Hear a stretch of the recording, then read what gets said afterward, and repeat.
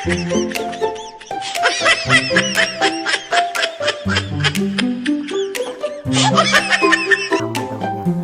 daw siya bagong ligo siya. Bah, bagong ligo ka? Mabango naman yan.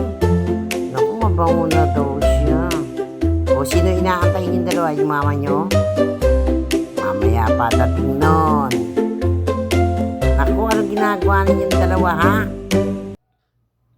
Anong ginagawa niyo? Pinagbubulungan yung dalawa dyan, ha? Nagbubulungan yung dalawang aso. Wala pa raw yung nanay nila nakabantay sa pinto. Bakit gutom na ba kayong dalawa? Antayin nyo, papakainin na kayo. Yeah, papakainin na kayo ng nanay nyo. Ang sarap ng ulam. Yan ang ulam nyo. Manok.